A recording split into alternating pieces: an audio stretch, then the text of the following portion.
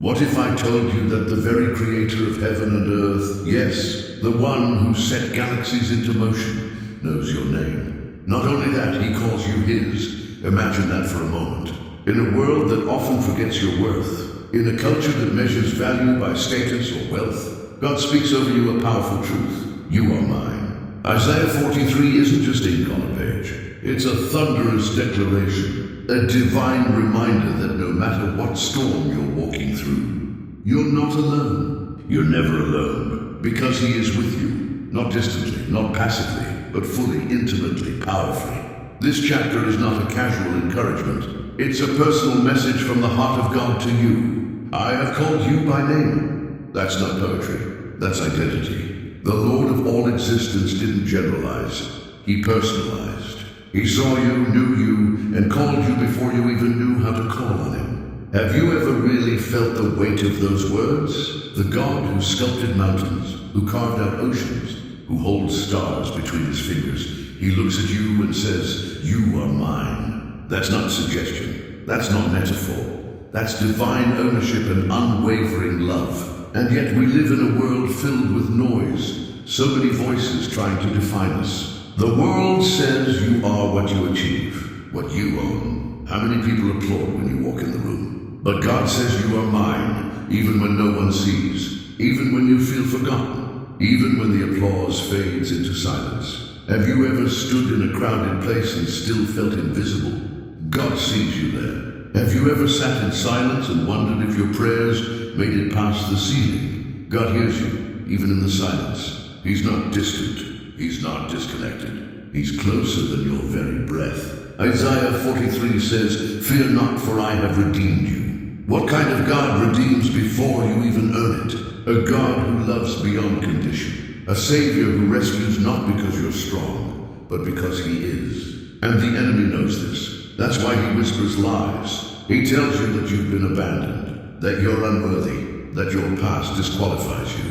But the Word says otherwise. The Word says you are mine. And when God speaks, every lie must bow. So let me ask you, are you living like you believe it? Do you walk into each day with the confidence of someone covered in divine favor? Or are you still tiptoeing through life, hoping God hasn't forgotten you? Moses understood this. When God called him to lead a nation, he didn't beg for more miracles. He didn't ask for wealth or fame or success. He asked for presence. "If your presence does not go with us, do not send us," he said. Because Moses knew what we often forget. Without the presence of God, nothing else matters. And with it, everything changes. When God is with you, fear loses its grip. Anxiety must bow. Confusion has no home. His presence doesn't promise ease, but it guarantees strength. It doesn't remove the fire, but it walks with you through it. Just like he said, when you walk through the fire, you will not be burned. And notice, he said when, not if, because trouble is promised. But so is his presence. You may walk through valleys, but you will not walk alone. You may face heartbreak, but you will not be forsaken. You may weep in the night, but joy is still promised in the morning, because his presence does not waver with your emotions. So many today chase after fleeting things: money, attention, likes, validation from strangers. They pile up achievements, hoping to quiet that aching emptiness inside. But hear me, peace isn't found in applause. Peace is found in his presence. You can gain the whole world and still lose your soul if you're missing the one who created it all. God is not watching from afar. He's not just sending commands from the clouds. He is walking with you in the doctor's office, in the courtroom, in the quiet nights when your heart breaks silently. And when you pray, you are not speaking into the void. You are heard, you are seen, you are loved, and you are claimed. You are not an accident. You are not abandoned. You are not too broken, too far gone, too late. You are chosen. You are redeemed. And yes, you are his. So the question remains, will you live like it? Will you carry this truth into every conversation, every storm, every moment of doubt? Will you walk like someone whose name has been spoken by the King of Kings? Isaiah 43 is your reminder. It's your anchor. It's your armor. You are not forgotten. You are not forsaken. You are his. If Isaiah 43 has already declared that you are his, then that truth alone should change how you walk, how you speak, how you see the world. But let's be honest, many of us still live as if we're not sure he's near, as if we're uncertain whether we're still held in his hands. Why? Because sometimes you don't feel it. And right now, I know some of you are thinking that exact thought. But I don't feel him. I don't feel his presence. I feel alone. But listen to me closely. Faith is not anchored in feeling. Faith is built on believing. God didn't say, feel that I've called you. He said, I have called you by name. You are mine. That is a truth that stands firm, whether your heart is overflowing with joy or buried in sorrow. It means that even in the silence, he is there. Even when your world feels heavy, when you can't seem to lift your head, his presence has not left you. And the moment you begin to pray, yes, even through trembling lips, the moment you surrender, even if it's weak or whispered, you start to sense what was there all along, his nearness. So right now, ask yourself, are you living with the confidence of his presence? Or are you still walking in fear, constantly second-guessing if he's really by your side? Because here's the truth that needs to sink deep into your bones. You don't have to beg for God's presence. You don't have to chase him down. Promised it. You don't need to earn what's been freely given. What you do need is to step into it. Pray with expectation. Walk with assurance. Live with an unshakable confidence that you belong to him. And when you do, everything shifts. Fear begins to lose its grip. Doubt begins to shrink. You stop crawling through life like a victim and start rising like a victor. You walk not as one who's just barely holding it together, but as a son, as a daughter of the Most High God. You walk secure. You walk covered. You walk God. Because fear, it's a thief. It creeps in quietly. It whispers lies in the dark, making you doubt your worth, your identity, even your salvation. It tries to paralyze your purpose, to cloud your calling. But hear me, fear is not from God. Isaiah 43 declares, fear not, for I have redeemed you. That's not a soft suggestion. It's a command from the throne room of heaven. Fear isn't just an emotion, it's a battlefield. A spiritual war being waged in your mind and heart. And the enemy knows that if he can keep you afraid, he can keep you small. He can keep you stuck. He can keep you from stepping into the very life God has for you. But God's word is unmistakably clear. You don't have to live in fear. Why? Because you've been redeemed. And redemption is not a temporary fix. It's not a trial period. It's not based on your feelings or your record. It's an eternal truth sealed by the blood of Jesus. Now, I don't know exactly what you've walked through. I don't know the weight you've carried, maybe for years. But I do know this. God's redemption is stronger than your past. Some of you have been living under the shadow of guilt and shame for far too long, believing the lie that your sin is too great, that your failure is too final, that God couldn't possibly love you after everything. But Isaiah 43 doesn't say, fear not unless your record is too stained. It doesn't say, fear not unless you've failed one too many times. It simply says, fear not, for I have redeemed you. That means your past doesn't define you. Your failure doesn't define you. His redemption defines you. And when God redeems something, he restores it. He doesn't pull you out of the pit and leave you wounded. He doesn't save you and leave you limping. He gives you a new name, a new identity, a new future. The world may try to throw your past in your face, but God looks you in the eye and says, you are mine. Did you hear that? You are his. That's why you don't have to fear. Because if you belong to God, what can the enemy really do to you? If you belong to the one who holds the stars, what can this world possibly take from you? Some of you are afraid right now because you're trying to fight battles that only God can win. You're striving to fix things in your own strength. You're wrestling with outcomes that were never meant to be in your hands. But hear this truth. Redemption is God's work, not yours. You don't have to carry that. Wait, you don't have to clean yourself up before you come to him. You don't have to earn a love that's already been poured out on the cross. And when you truly understand that, when it becomes more than words on a page, fear begins to unravel. Because fear thrives in uncertainty. It asks, what if God doesn't come through? What if I'm not enough? What if I fail again? But faith whispers, I don't have to have all the answers. I just need to trust the one who does. And when you know that you are redeemed, really know it deep in your soul, you stop living like a prisoner. You stop running from your past. You stop hiding behind excuses and shame. And you start walking in the confidence of your salvation. Because there is something unmistakably powerful about a person who knows they are redeemed. They don't tremble before people's opinions. They don't shrink to fit into rooms that can't hold their calling. They stand bold. They stand free because they know who they belong to.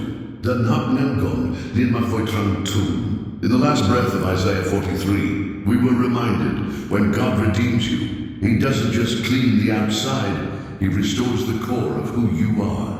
So when life presses in and fear starts to whisper, the question is not if you're loved or if God is with you. The question is, will you walk like someone who knows who they belong to? See, the person who knows they've been redeemed, they don't let past mistakes hold them hostage. They don't retreat when life turns up the heat. Why? Because they know deep in their soul that no matter what comes their way, they belong to God. And when you belong to God, you are never, ever without hope. So let me ask you, are you living like someone who's been redeemed? Or are you still letting fear have a voice in your life? Are you walking around with your head down, bracing for the worst? Or standing tall in the promise that you are His? Because the truth is, you don't have to be afraid anymore. Not afraid of your past, not afraid of your future, not afraid of what people say or think, not afraid of tomorrow, because the one who redeemed you holds it all. He holds your history, your present, your destiny in His sovereign, loving hands. And here's the best part, He is never letting go. Still wondering if that's true? Still doubting whether He sees you? Whether He's forgotten? Then remember this promise. Fear not, for I have redeemed you. I've called you by name. You are mine. That is not the voice of a distant deity. That is the voice of your heavenly Father. That is the voice of the one who paid the price for you, not with gold or silver, but with blood. And when He calls you His, nothing, absolutely nothing, can steal that away. Life will test you. It won't always be calm skies and easy roads. Sometimes the waters rise so high you feel like you're drowning. Sometimes the fire burns so hot you wonder if you'll make it through. But listen, God never promised that you wouldn't face the deep waters. He never said the fire wouldn't come. He never guaranteed a life free of storms. What He did promise is this: when you pass through the waters, I will be with you. When you go through the rivers, they will not sweep over you. When you walk through the fire, you will not be burned. That is the assurance of Isaiah 43. That is the power of God's presence. He doesn't stand on the shoreline shouting instructions. He dives in with you. He doesn't watch the fire from above. He walks in the furnace beside you. Some of you are in that furnace right now. The waves keep crashing.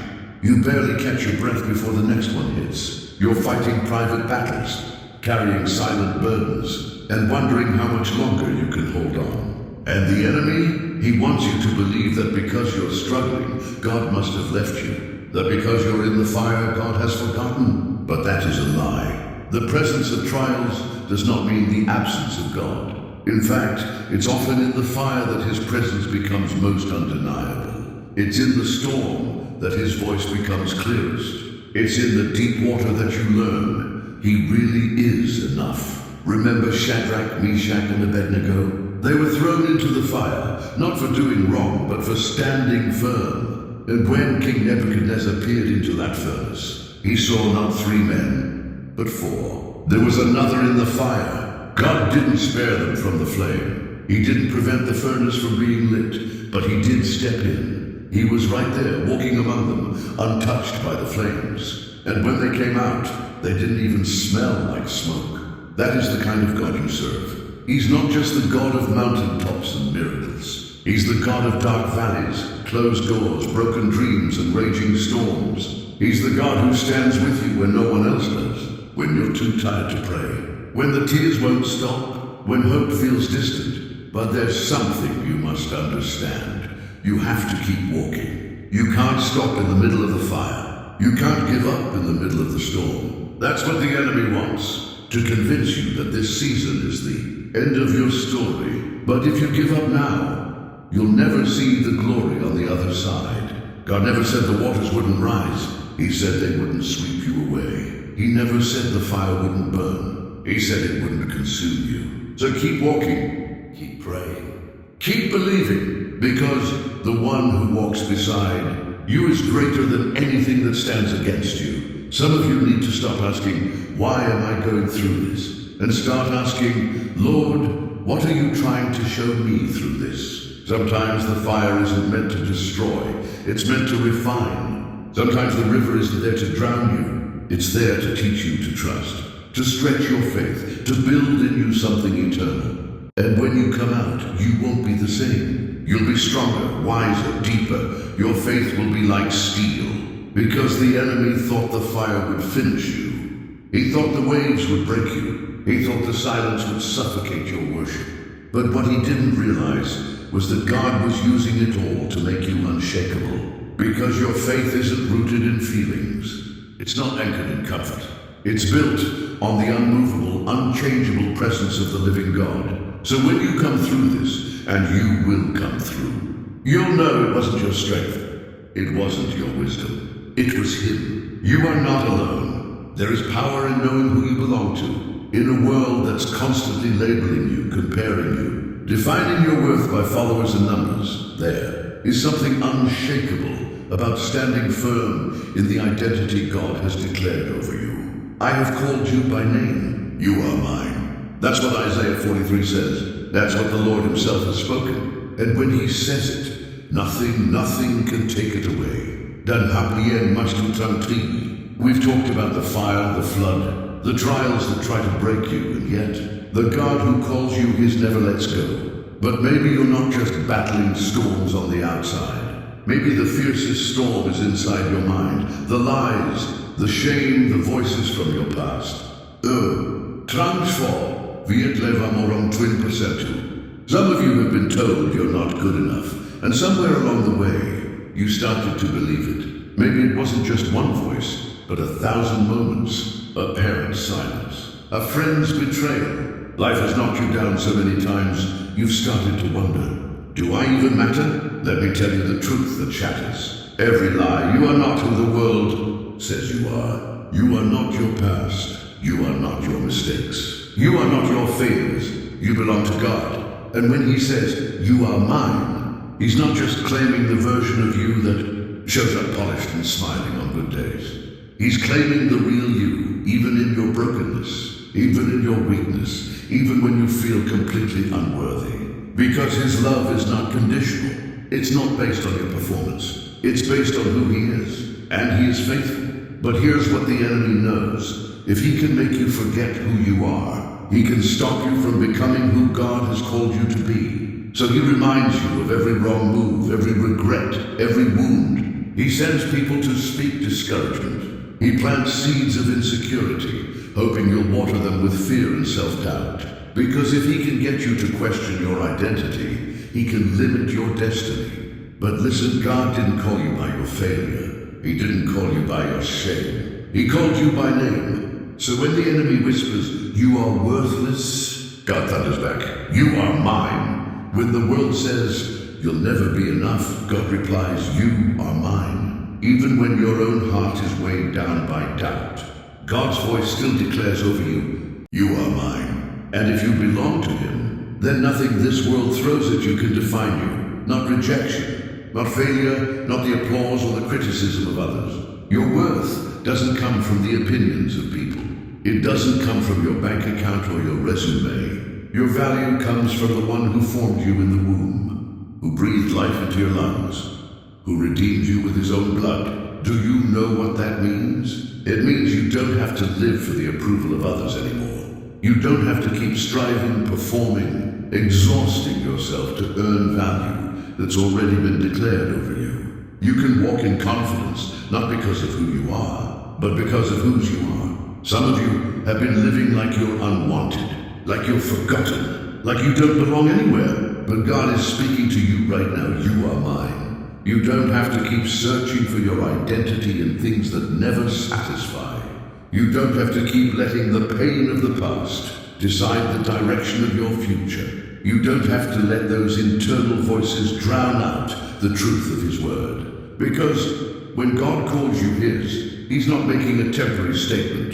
He's not saying, you are mine until you mess up again, or you are mine until things get hard. No, He says, you are mine forever. That is the kind of love He has for you. A love that does not waver. A love that does not fade. A love that wraps you in the palm of His hand and refuses to let go. So stand firm in that truth. Let it settle into your bones. Let it become the foundation beneath your feet. No matter what comes against you, no matter who doubts you, no matter what battles rise up, remember, He has called you by name, and you belong to Him. But be warned, fear is a thief. It will rob you of peace. It will steal your joy. It will shackle your soul in chains that God never meant for you to carry. Fear doesn't always scream, it whispers. It slithers into your thoughts, telling you you're not strong enough, not smart enough, not spiritual enough. But God's word says otherwise. Do not be afraid, for I am with you. That is the promise of Isaiah 43, and that is the truth you must cling to. Because fear isn't just a passing emotion, it's a strategy. The enemy uses fear like a weapon. And if he can keep you afraid, he can keep you from walking in the life God has prepared for you. Right now, some of you are in the thick of it. You're fighting battles that feel impossible. You lie awake at night wondering how it's all going to work out. You feel the pressure, the weight, the heaviness of it all pressing down on your chest. And fear, it's whispering, you're alone. You're powerless.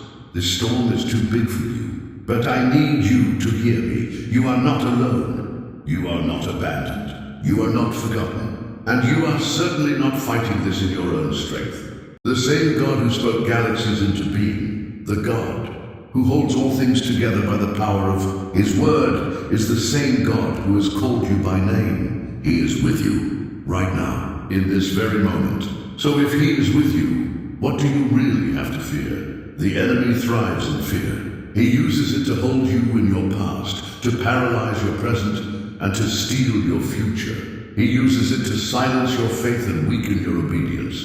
But fear is a lie. It's a shadow. It looks big, but it has no real power unless you believe it. And the moment you decide to trust God more than you fear the unknown, the moment you realize His presence is greater than your circumstances, that is the moment fear loses its grip. Remember the disciples in the boat? The storm was wild. The waves were crashing. The boat tossed like a toy in a tempest. Panic set in. They thought they were going to die. Then through the storm, they saw someone walking on the water. And you'd think that would bring them peace, but it didn't. They were even more afraid, because fear blinds you to the presence of God. Fear makes you miss the miracle right in front of you. It distorts your vision. It tells you He's not there when He's standing in the storm beside you. But Jesus didn't leave them in fear. He said, take courage. It is I. Do not be afraid. And He's saying the same to you today. Do not be afraid. That's what He's whispering to you right now, maybe even shouting through the storm. Some of you have been waiting for the winds to die down before you trust Him, waiting for the fear to fade before you take that step of faith. But listen, courage isn't the absence of fear. It's the decision to trust God in spite of it. It's believing that even if the storm rages on, even if the waters keep rising, even if the outcome doesn't match your plan, He is still with you. And if He is with you, then the very thing meant to sink you becomes the path you walk on. The enemy doesn't want you to know that. He wants you paralyzed. He wants you stuck in the boat, stuck in your mind, stuck in fear, afraid to step out, afraid to believe, afraid to trust. But God is calling you higher. He's calling you into a faith that stands when nothing else does. A confidence that isn't shaken by circumstances. A trust that says, I don't know how this ends, but I know who goes with me. He's not asking you to figure it all out.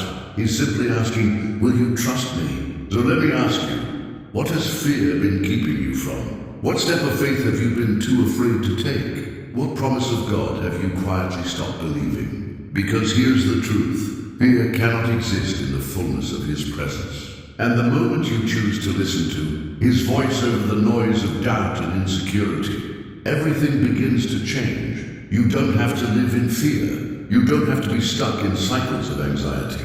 You don't have to carry burdens you were never meant to carry. Why? Because you serve a God who holds the world in His hands and still holds you in His heart. He walks with you through fire. He stands beside you in the storm. He speaks peace when your soul is trembling. And when He says, "Do not be afraid, for I am with you," that is enough. That is a foundation you can build your life on. That is a promise you can hold when everything else falls away. Yes, there will be moments when you pray and the heavens feel silent. Yes, you may push forward and the road gets harder. Yes, you may try to stay strong, but the weariness sets in deep. And in those moments it's easy to ask, "God, where are you? Have you forgotten me? Are your promises still for me?" But let me remind you, God does not abandon His own. He does not forget the ones He has called by name. And when He says, "I will make a way in the wilderness and rivers in the desert," He's not being poetic. He's being powerful. He's declaring His supremacy over every impossible situation in your life. Some of you feel like you're in that wilderness right now. Dry, alone, worn out. You've done everything you know how to do, and still nothing seems to shift. But hear this, the wilderness is not your final destination. The desert is not the end of your story, because the God who split the Red Sea, who rained manna from heaven, who brought water from a rock, He's still writing your story. He's not limited by your resources. He's not confined by your timeline. He's not discouraged by the way things look. Even when you don't see a way, He's making one. Think about the Israelites. They stood at the Red Sea with Pharaoh's army at their backs. They saw no escape, no hope, no future. But God said, "Be still and see the salvation of the Lord." And in that moment, He did the impossible. He made a way through the very thing they thought would destroy them. And that same God, yes, the same God, is standing with you right now. He's making a way, even when you can't see it yet, even when you feel like giving up, even when it feels like He's silent. He's still working. But here's what we must understand. God's way doesn't always match our expectations. Sometimes He parts the sea. Sometimes He gives you the strength to walk through the storm. Sometimes He removes the obstacle. Other times, He asks you to climb it. His thoughts are higher. His plans are wiser. And if you're in a season where the road ahead looks uncertain, don't let doubt drive your decisions. Just because you don't see Him working doesn't mean He's not. The wilderness is where faith is refined. The desert is where trust is tested. And when everything else is stripped away, when all you have left is Him, you begin to truly understand He is enough. Because when He says, "I am making a way," He means He's already ahead of you.